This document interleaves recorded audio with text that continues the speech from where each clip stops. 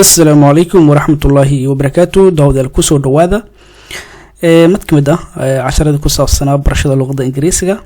Casharka maanta wuxuu ku saleysan yahay vocabularies ama erayo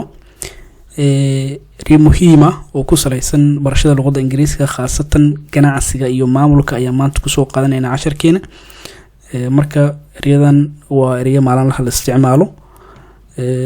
Marka casharka ayaan gudagalaynaa wixii talayo tusaale ah oo ku saleysan haddii noqon lahayd habka casharada ama casharada aad doonaysaan in meeshan aan kusoo gudbino.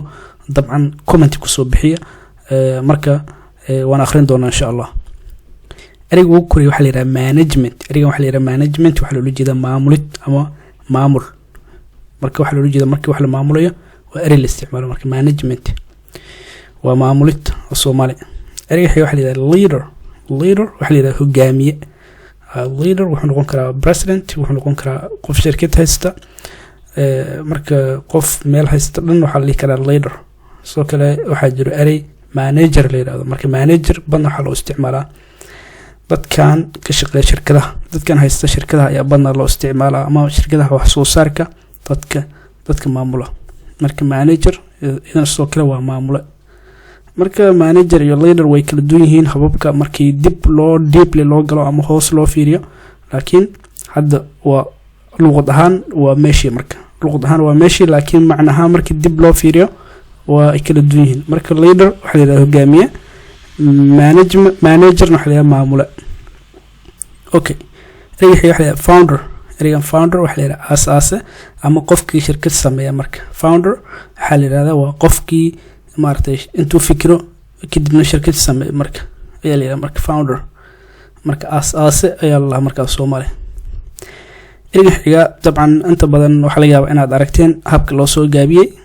waxa la yiraahdaa chief executive officer. marka waxa loo soo gaabiyaa dabcan CEO. marka waxa loo jeedaa marka maamulaha guud ee shirkad, ama haddii si kale u dhigno wuxuu noqon karaa qofka ugu sareeya shirkadda. shirkad marka maamulka ugu sareeya shirkad ayaa la marka qofka ah ayaa la marka. xiga waa company erigan company waxa la yiraahdaa marka shirkad. marka sidoo kale waxa la macnaa eriga organization. marka dabcan organization marka la dhaho iyo shirkad wax yar ay ku kala duwan, laakiin waa isku meeshii sida labada hore aan soo sheegay oo kale leader iyo manager sida iskaga dhawaan ayay iskaga dhow yihiin, sababtoo ah shirkadu waa hay'ad.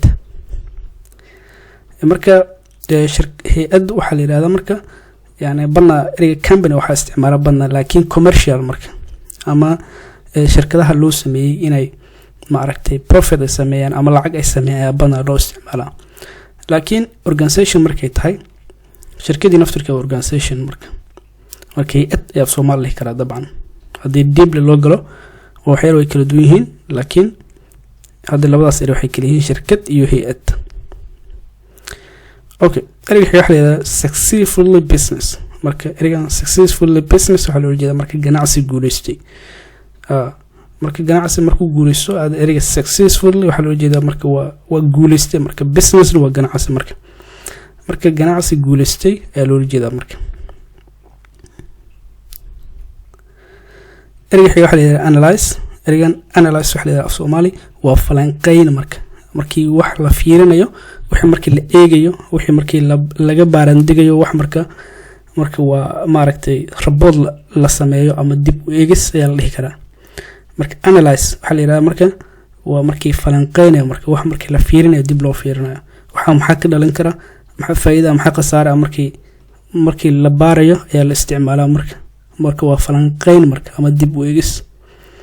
eriga waa tasks. marka tasks hadda eriga waa jamac. task markay tahay kaliya waa shaqo ama hawl. badna waxa la isticmaalaa hawlaha gacmaha laga qabto. markii la qaban ayaa la isticmaalaa. marka waa shaqo. shaqo ayaa la ama hawl. eriga waa communication sidiisaba waa maaragtay waxa la isticmaalaa ama eriga horta wada hadal ayaa la Soomaali direct marka loo fasiro, laakiin communication markay tahay waa hab ama system oo loo xiriiro marka ama wada xiriir. waa marka xiriir oo maaragtay oo afka ah. marka dabcan qoraal uu noqon karaa, laakiin badna waxa loo isticmaalaa markii la wada hadlayo marka communication waa wada hadal